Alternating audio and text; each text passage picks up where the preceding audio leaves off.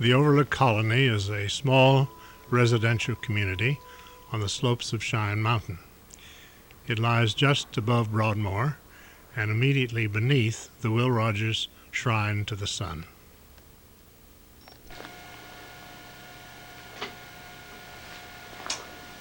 We're the Contes. I'm Bill Conte. I'm Sue Conte.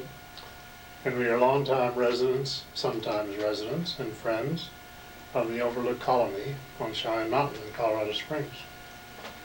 I've been around there a long time. My first visit to the mountain was in 1926. And you can understand that I was an exceedingly small child at that particular time.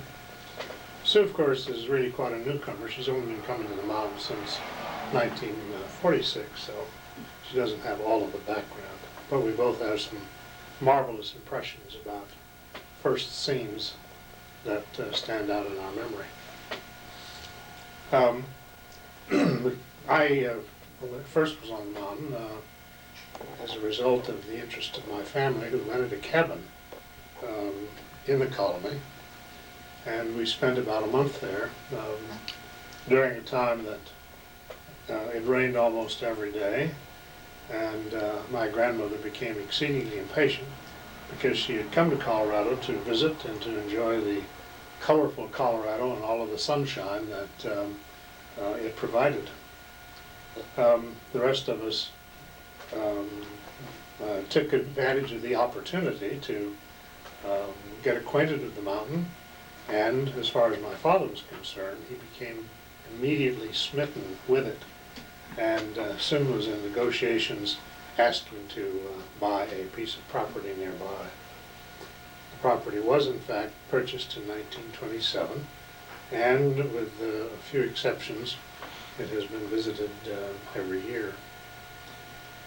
My first impressions of the mountain are somewhat vague because of the length of time that has transpired since that first visit, although there are some things that stand out very clearly in my memory. I recall, for example, going up Hill Drive and looking off to the right and seeing that there was a sign indicating the Beardsley Art Studio, and discovered that that was often filled with cars. The tourists who were making visits to the gallery were parking their cars in the area. They also sometimes parked their car right in the middle of the road, which was annoying to us natives up there. On the other hand, it was a little bit understandable because the roadway at that time was not very much more than just a little trail. No hard surfacing, of course, a bit dusty, and it would be hard to describe it as being a roadway that was traveled very much.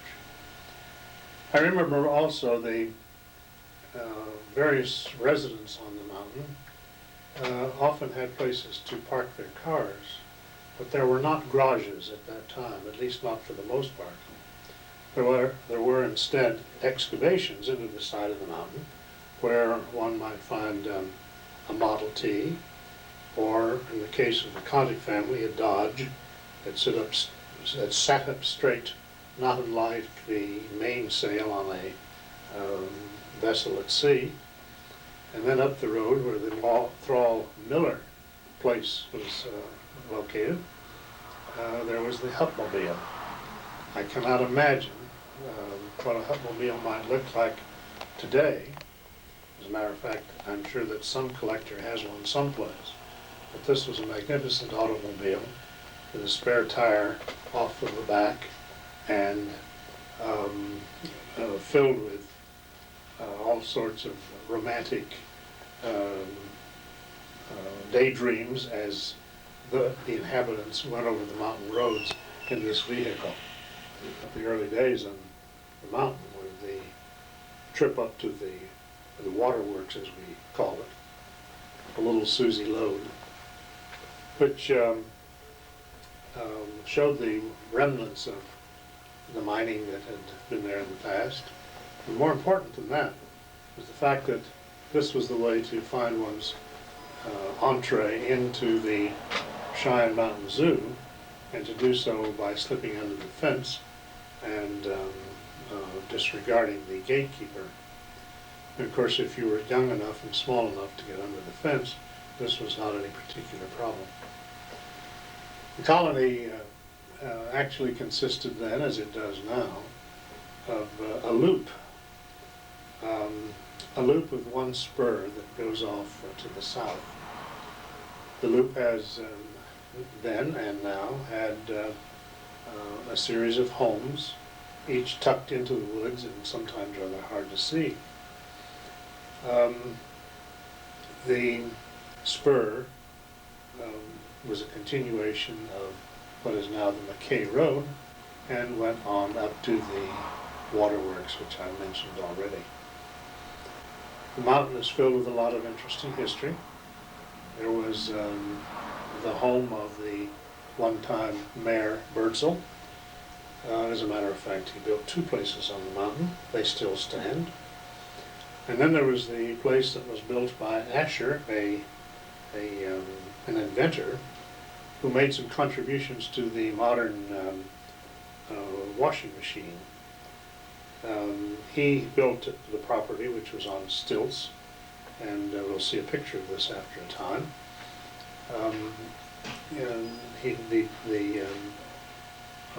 The home was built as a wedding present for his wife, who ultimately decided that she did not want to live up there.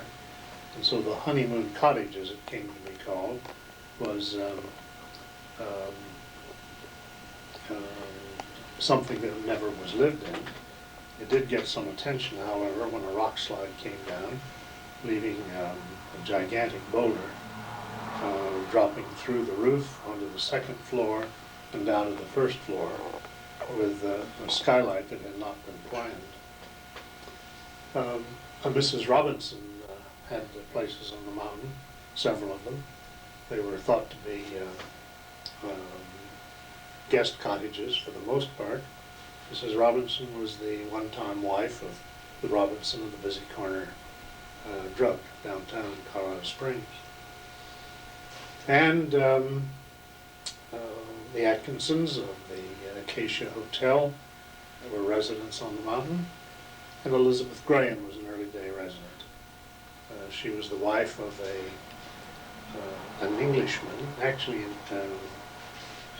East Indian, and he was in His Majesty's service. She spent much time on the mountain preparing it for his retirement. Well, I could go on, but some of these things have been recorded elsewhere, and I trust that anyone who is interested will take a look-see at some of those early day facts as they are recorded. So what do you remember about arriving on the mountain? Well, having grown up in the lowlands of eastern Pennsylvania, I just never imagined anything like the Rocky Mountains. But we boarded the big old steam train in Philadelphia, my new husband and I, and took the long journey, which I think might have been 3 days and 2 nights by train. And the second night, I think it was the second night, perhaps the third, I woke up and I could look on the plains of eastern Colorado. We had just left western Kansas, and it was dawn, and there was all this flat land, and in the distance I saw something that took my breath. These gorgeous white monoliths. It was early enough in the year that the Rockies were still covered with snow. That was my introduction to the Rocky Mountains, and I've loved them ever since. Well, Bill and I arrived in Denver, where we had to catch another train to go to Colorado Springs. This was a train that had wicker seats and swinging doors, and the windows were the only air condition was open, the windows, and it was very dusty and dry, dusty Colorado, so the seats were absolutely filthy. But we had reached Colorado. Now this was in 1946. The cabin had been closed for the 4 years of World War II So we were to be the first ones to open the door in 4 years. So we got up to the cabin, climbed up the steps, opened the door, and you couldn't see anything for cobwebs, billions of cobwebs. We had to go outside and get sticks and sort of hit our way, swish our way through. Well, of course it was cold, and I hate to say damp in dry Colorado, but it gave the feeling of dampness. And there was a little monkey stove, which Bill promptly lit, so we got warmed up. I forgot to say that my first impression as we drove up to Colorado, up the Penrose Boulevard to the fork in the road. We were to take the right, the old stage road. The left was the Cheyenne Mountain, and it had a big sign that said Aloha. Is that not right? But we went up the stage road and then turned sharply in this little dirt road. I was used to dirt roads in Pennsylvania. This was different. It was red dirt. And that was, and up we climbed to the cabin. My other first impression was, having lived all of my life in southeastern Pennsylvania, and part of that time below sea level, that I didn't feel very good for a few days, and my bridegroom thought I was lazy. We finally learned it was altitude adjustment. But I loved that. We just wore our old clothes and we walked all around the cabin. There weren't many people there. It was very quiet. But we'd walk up the hill and around the corner and see Ted Robinson. He was always very friendly, and he'd invite us to come in and visit. Or we'd walk the other direction toward the monoliths on the old stage road and see Mr. Dowling standing on his porch surveying the latest slide, and he was always friendly. Or we would walk straight up to the waterworks, and there was an old coal car there, or mining car, wasn't it, sitting on some tracks, and we'd look around and imagine the gold miners, and we'd sit on the rocks, and dusk would come. We'd wait for the city lights.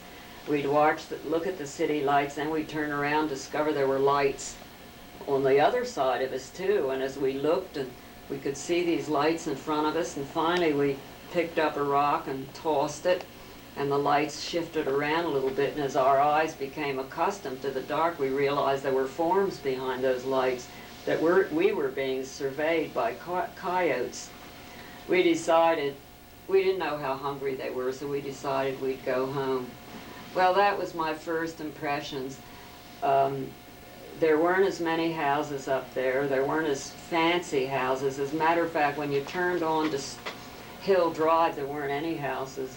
And I could not imagine a few years later why anyone would move to the mountains, cut down the trees, and plant grass, which is what they did. Our cabin has remained relatively unchanged, but not completely, because we went back with our little baby boy in 1948 and supervised the addition of the kitchen. And the man who was building the kitchen was actually going to go out back further, and he showed us there was a gigantic boulder back there, and it was impossible to finish, so we had to put the wall where it was and moved out to the front of the cabin with the dining area. The boulder in the kitchen made it crystal clear that the cabin is a monument that will live forever. Nothing will ever knock it down with a foundation like that. I don't know when the bathroom was there. The bathroom was there when I got there, but the outhouse was also there. So I know that the Contes didn't have modern conveniences all of the time they were there. The outhouse was still there also as a monument to the past. It's one thing about it, even though it's developed around it and there are lots of modern houses, up in our cabin, we still wash clothes in the bucket with a plunger, and then climb up behind a mountain and hang them up, sometimes seeing deer and birds and hawks and hearing all kinds of sounds. And all the time that we're washing those clothes in the bucket, we are convincing ourselves how much fun it is. Well, it's fun when you feel that you know, it's different. That's why it's fun. It's fun when you do it for short spurts at a time. Tell me, Sue, what do you think is perhaps the most kind of outstanding or exciting thing that you remember over time on the mountain? Well, to me, we bought an Army surplus bag and cut holes for John's legs and then carried John on our back, because climbing up and down the hills as we did, we really needed to use our arms for balance. But to me, one of the most outstanding things about Colorado, the storms, and how you could stand up on those mountain roads and look down on lightning. And also, we got into some places you couldn't believe, and one of them we understood was a road that went to Penrose's camp or something, and it was full of columbine. I think the thing that impresses me is every drive we went was breathtaking, is still breathtaking. All of which is to confirm again that the Overlook colony was properly placed in the midst of absolute beauty. Yeah. I have two recollections that are, to me, very exciting. One is exciting or scary, what have you. One was the time that we explored the McKay drainage ditch, and we were looking for the old reservoirs and pipes that were still dripping water up in that area. And as we proceeded, we sort of got separated for a time, and then I didn't know where you were. But a little while later, I looked up, and there, I'm sure no less than, no more than 100 feet from the Cheyenne Mountain Highway, were you sort of on a rock slide, waving down as if I am the victorious one. I got to the top of the world. Most unusual to see your wife like a Rocky Mountain deer prancing across the rock slides high up. Another thing that was very interesting to me, and frankly very exciting, that you'll understand that this is because of certain peculiarities and attachments that I have to the past. But the day that we were walking down below the plateau in front of the waterworks, and we came across this post that actually was two 2x4s nailed together and painted red, except of course that the red had been very much worn off of it. And we knew that the railing that went around the Sunshine Inn on this plateau, when it was built there by McKay years and years before, we knew that the railing was painted red. That's because Mrs. Griswold told us, and she had right. been there many a time. She'd been there to see it firsthand, right.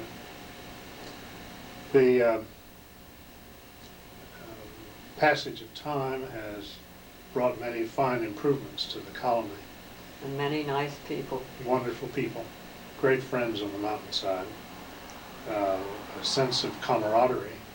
Interesting to think of it, that everyone has their own little niche, kind of often tucked away in the trees or behind a curve in the road. But the fact remains that it is a marvelous place for visiting and having parties in the evening, and taking advantage of the beautiful surroundings. I don't remember when it was that the road was hard surface, but I know that from the standpoint of allergic people, it was absolutely a necessity, and changed the whole role of those who lived on the mountain. You mentioned the rain. You remember the time that we went down in the road in front of the cabin, and there was a fossil that had been washed down from the gravel high up, but still had been deposited face up so that we could see the fossil and see it without any difficulty, as it was just lying there in the road waiting for us to pick it up and put it with our collection. In my time of going to the cabin, which was from 1946, we've gone through periods of great drought and then periods of rain. And when you look at some of those heavy rainfalls, you look over at our neighbors and see it look like Niagara Falls cascading down the steps, and much of the road washed out. But it always worried me to see the arroyos like through town all dry, no drop water year after year after year. And now lately, here in the 1990s, they've got water in them, sometimes rather full. You're reminding me of the waterfalls following the rain. I don't remember again the year it was, but much earlier on, the Coyote Haunt was caught in one of the slides created by the water and was completely filled with gravel from the floor to the ceiling. And I will remember Ted Robinson in there in the living room of Coyote Haunt with a wheelbarrow, shoveling out the gravel and rolling it out the front door. And you remember the rock, the huge boulder that came down, went right through the honeymoon cabin, didn't it? Right. Well, that's one of the dangers in the cabin. And then more recently, there was the one that came right down Laura Road. Mm-hmm. You remember? Gigantic thing. And there it sits. That could have been a very dangerous thing because that was a gigantic boulder.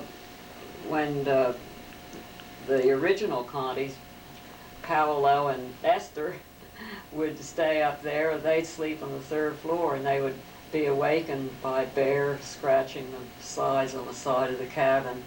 Or sometimes they'd open their eyes and see deer going by. And then there was the time that the kids in the colony set up a light outside of the porch of one of the cabins because a cat kept coming back every night. When one time the cat had come back and was making his noises, the lights were turned on, and son of a gun, it was a black panther. That was a very romantic story until it was discovered that this was an escapee from the Cheyenne Mountain Zoo. Well, we have gone on enough of this reminiscence. We do not pretend to be great choreographers of historical events or of trips around the mountainside.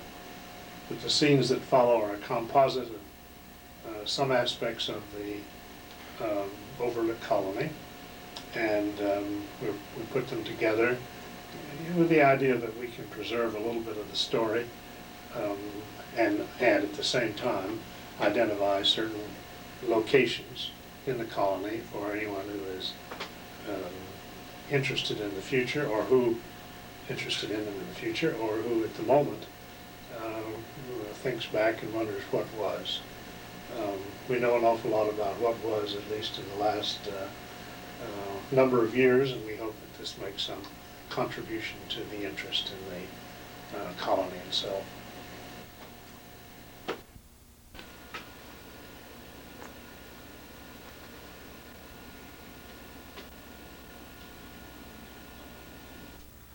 The beautiful Cheyenne Mountain.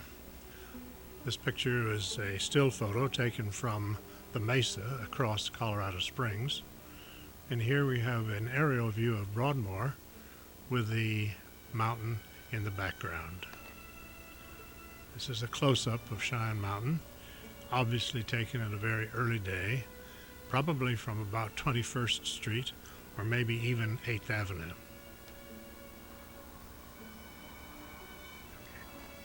And here we have the original gateway to the Cheyenne Mountain Highway.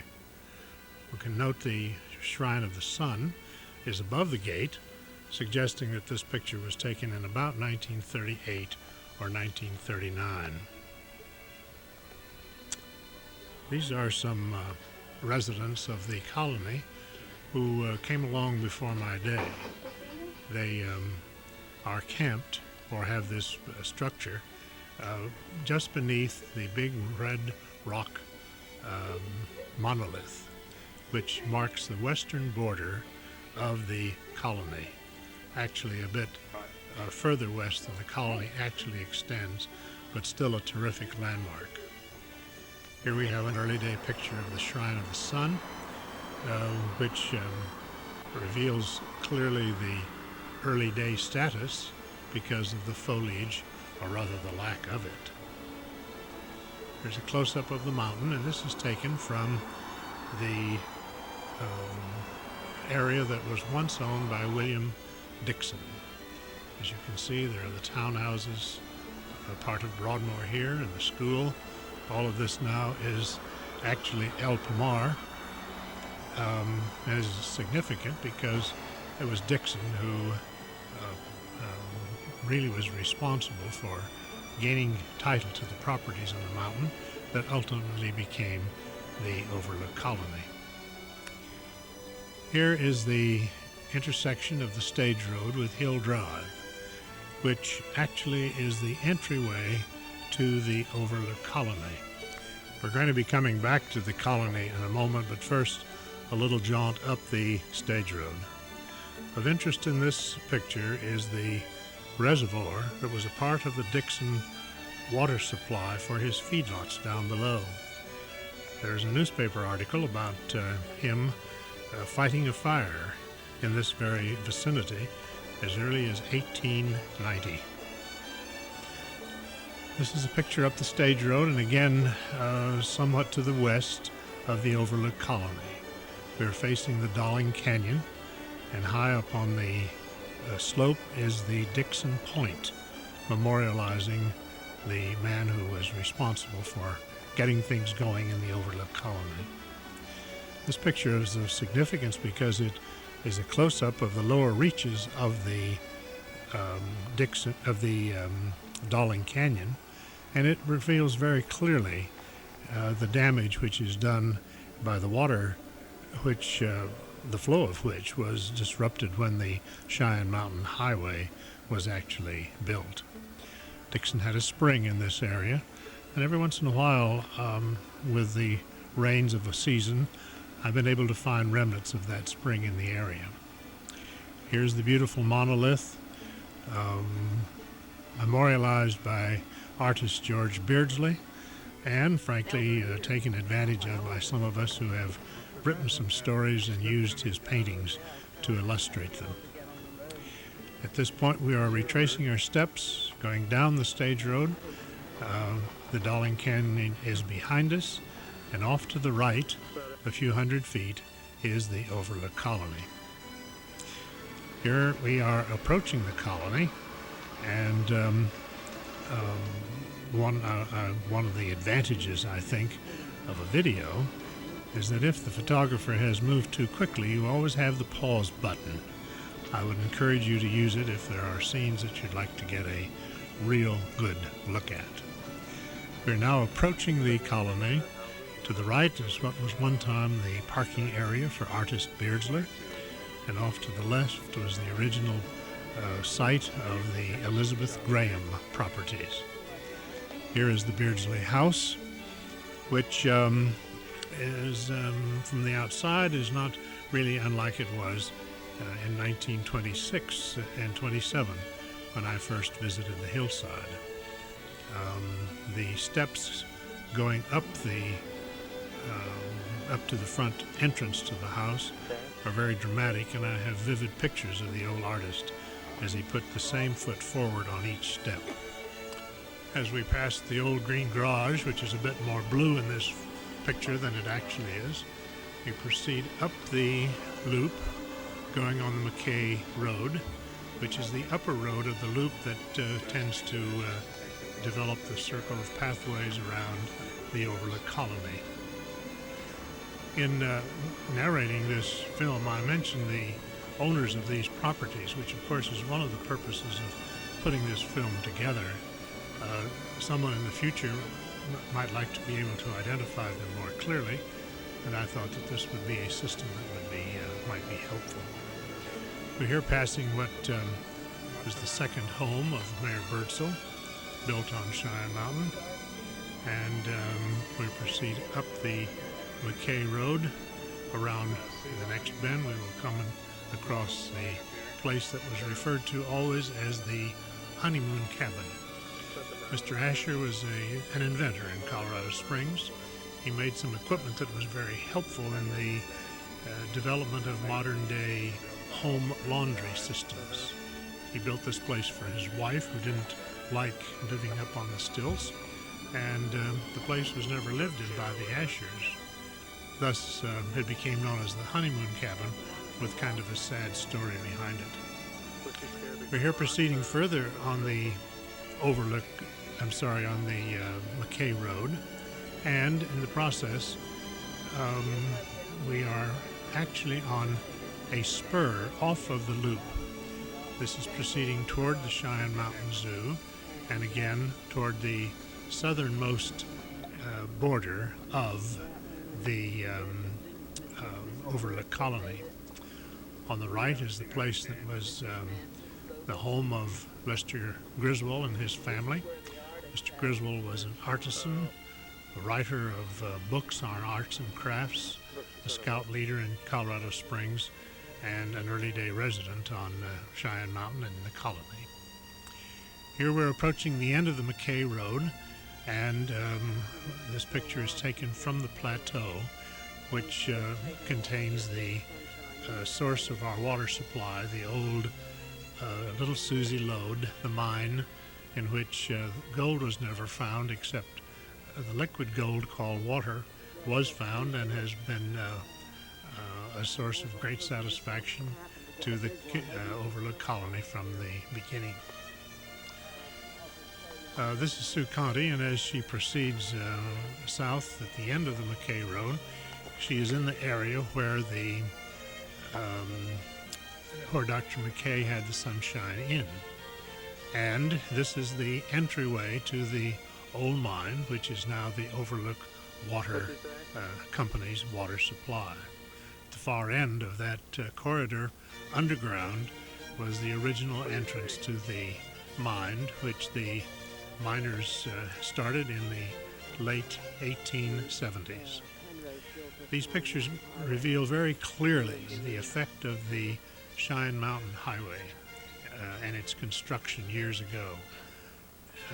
Untold amounts of gravel and rock came down, with the result that the plateau was greatly decreased in size. This is Sue, not a very good picture, but taken in the McKay Ditch, where we find reservoirs and water dripping from pipes, which were the product of Dr. McKay's development and his desire to preserve every drop of water that he could get his hands on. He seemed to have something about water. I was never quite able to understand just what his concerns were, but he was a great conservationist as to water supply, the water from the mine notwithstanding. If you will look in the distance here and among the tree branches, you will see the old man of the mountain. That's a designation which I am very fond of, because it is one which I acquired entirely on my own. And the beautiful Broadmoor below. At this point, we are proceeding down the McKay Road, and this is the pathway in which the original 2-inch pipe carried the water from the mine down to the Miller Triangle, and which actually made possible the development of the Overlook colony. The pipeline came down the road in 1911. For about 5 years, some residents of Colorado Springs and Colorado College professors had their cabins in the area, but they were carrying their own water. In the distance is a magnificent view of the Garden of the Gods, again giving evidence of the beautiful location in which the colony is situated. Off to the right, one can see the plains of eastern Colorado, and if one looks very carefully and stares long enough, Topeka, Kansas will suddenly appear on the horizon. It's rather interesting to think of the pioneers in the colony digging the ditch by hand to lay this pipe. The pipe was in operation for many, many years. As a matter of fact, it's only been in the last few years that the system had to be replaced in its entirety. We are just about to come to the junction of McKay and Margaret Roads. Margaret is was the first wife of Dr. McKay, and that little road is named after her. This is rather a panoramic view. At the left we're seeing Margaret Road. At the right is a continuation of McKay Road, where our travelogue has just taken us. Again, the honeymoon cabin above, and another delightful view of the lovely foliage on the mountainside.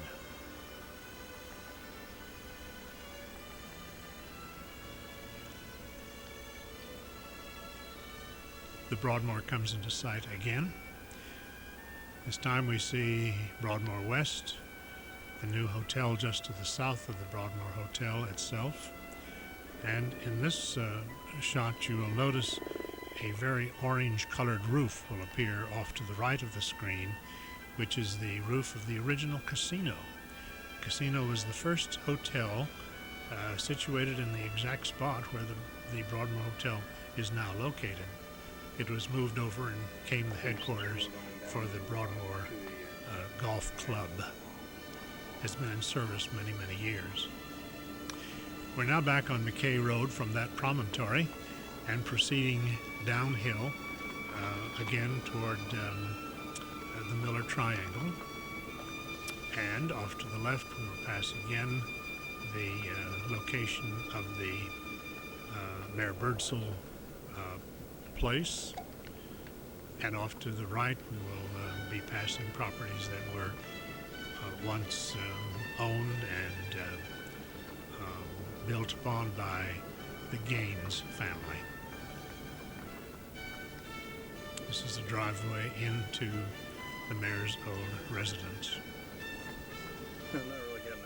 Again, I call attention to the foliage. There are some places in the colony that one can look out and get a beautiful view. There are others in which the trees are so thick that that one has to sort of look between the branches. Cutting trees has never been held in very high regard by the members of the Overlook colony. To the left we pass the Miller Thrall, now the Miller Stoles property, and then the second place down is the Bittler place, which again is pretty much in the same general shape and design that it was, except it has been beautifully modernized. And then off to the left with the vine-covered walls is the Conte place. To the right is the Miller Triangle. We're going to go down just beyond the garage. We will turn around and come back up to the triangle where we already have arrived. And you will notice that the point of the triangle is right where the speed limit sign was situated. This is where the water came and was allowed to run free onto the ground in 1911. To the left is the property that was once owned by Elizabeth Graham and her husband. Mr. Graham was an East Indian and was in His Majesty's service in India. He retired on the mountain, and their properties were beautifully developed and furnished with magnificent artifacts from India. This is a place which is referred to as Atkinson Lodge, and it was named after the Atkinsons who owned it and at one time were managers of the Acacia Hotel. It was said that the lodge was once used by Penrose for some of his parties with fellows who played cards and no doubt had a drink occasionally. We're proceeding now down Overlook Road, which is the lower branch of the loop which traverses the colony. Off to the left were properties that belonged originally to families by the name of Riley. Off to the right are homes that were one time occupied by Chase Stone. This was a more modern day development. And also Jack Carruthers, who was a lawyer for Broadmoor. He helped a great deal in the legal matters relating to the Overlook colony. To the left was the property built by R.B. Watson. We're now approaching an area which was improved by a Mrs. Robinson Gambrill. Mrs. Gambrill was one time the wife of Robinson of the Busy Corner Drug in downtown Colorado Springs. She built the Coyote Haunt and several cottages in this immediate vicinity.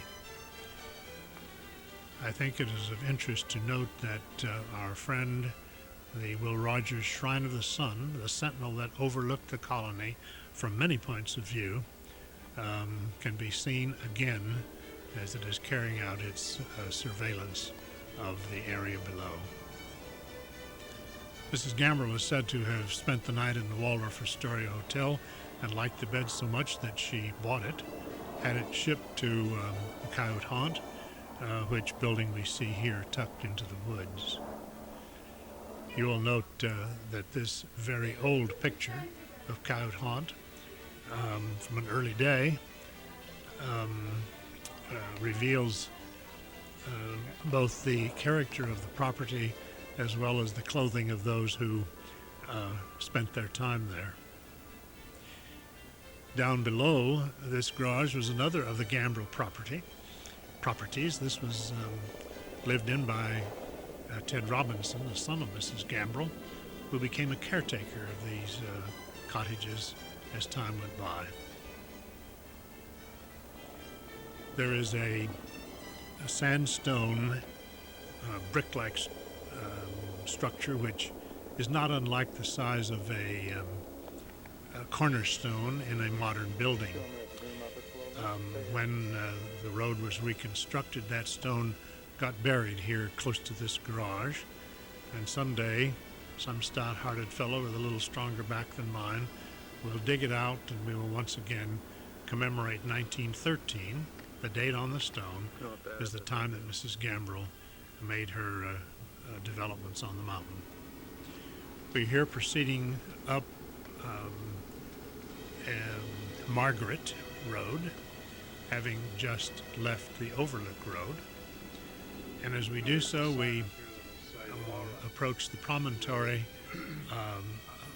which is the highest point on the loop. Immediately to the left by this telephone pole is a little road called Laura Road. That road was named after the second wife of Dr. McKay. And now we approach that promontory, which is the highest point of the loop. And now we are back on the promontory, just before we took a big step downhill and came to the Conte residence on the mountain. This little cabin was finished in 1912. It was a little cabin. It is today a rather large house, beautifully tucked away in the foliage. I mention the foliage because when one realizes that this is the Rocky Mountain terrain and that things actually have to grow up in gravel, it's kind of a miracle that they do. This is the living room. It seemed to me that after our travelogue through the colony, it was only reasonable that we stop in for tea and crumpets. I am a bit distressed in that I don't see anyone rushing around to prepare either the tea or the crumpets, but we can approach it with a hopeful heart. Again, the foliage. Unbelievable. This picture of the Conte place reveals how the houses are actually tucked away among the trees and the bushes. Colorado is a beautiful territory. It has a desert-like quality as seen by the cacti and the yucca. It also has the beautiful mountain flowers. The season with the sunshine was the appropriate time to go hiking as far as I was concerned. However, as you will see in a moment, some of the stout-hearted neighbors and newcomers to the Overlook colony are as interested in the surrounding area in the wintertime as I was in the summer. It's me rediscovering pieces and remnants of a 100-year-old trail and splicing them together and bringing saws up here and a shovel. As you see, there's plenty left of this part of Darling Canyon if you don't get clipped. Clipped. Dr. Conte as a child, or as a young man, and no doubt middle-aged man, climbed right up the teeth of Darling Canyon, and he had some way of getting around the cliff area. Terrible automatic focuser lens, crazy. Every time I come by a tree, it wants to come. You know that my friend and neighbor has not reached middle-aged as yet, because when he described my hiking activity, he noted that it did not go beyond the middle-aged period. It's very interesting, though, to think about it, that this man has gone hiking in the wintertime. Frankly, I would never have been so courageous, or maybe I could even apply another adjective to it. Also, when I went hiking, I never carried a camcorder. As a matter of fact, I might have carried what was called a spy camera. It was small enough that one could zip it into his coat pocket, and it really never got into the way. Besides that, when you showed the finished product to your friends, they didn't run the risk of getting sick to their stomach with the bouncing of the scenery. I might add also one other point, and that is that when we went hiking in my younger days, it was not necessary to record one's respiratory rate or the great struggle that one was having in getting up the side of the mountain. Of course, who knows? We might have been in better physical shape than this new generation. It is kind of interesting to think that those people who do go hiking in the wintertime have strange but beautiful spots before their eyes. And I didn't know that the camcorders would catch this, but I'm very glad they did, because it proves my point. Climbing to the top of these cliffs reminds me that the Overlook colony is beautifully located for hiking. We're only 5 miles away from Wade's Camp, a few miles away from the Seven Falls and Helen Hunt Falls. And here in this view from afar off, we see the Sentinel, again looking down in its protective light over the Overlook colony. At this point, we're seeing one other complication of hiking in the wintertime, and that is that the world becomes slightly skewed for those who have participated. Perhaps it has to do with the shortness of breath. The old Cheyenne Mountain is a beautiful monument, lovely rocky cliffs above, and then if one follows carefully enough, Pikes Peak is to be seen in the distance. And who knows, one may even come across a friend of his who is courageous enough to come walking. It's interesting that both of them brought dogs along, perhaps as a protective device should something go wrong. One of the nice things about the colony is that it is only a few moments away from Broadmoor proper. And if by chance one gets bored with the hillside, it is very easy to come down to Broadmoor, where there are a number of delightful pubs, wonderful restaurants, skating rink, swimming, boating on the lake, and just about everything that one would want, including, of course, the surveillances offered by the Shrine of the Sun.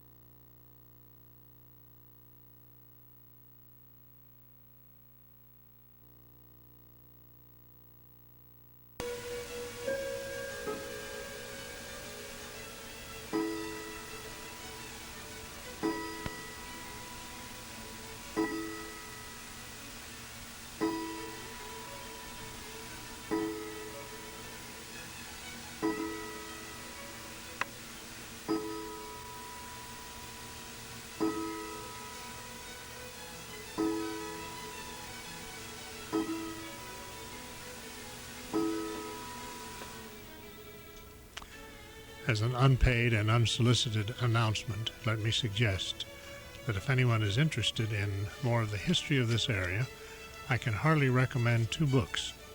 One is the Cheyenne Mountain Story, and the other is the Old Cripple Creek Stage Road. And just by chance, copies are to be found at the Broadmoor Drugstore and or at the Chinook Bookstore.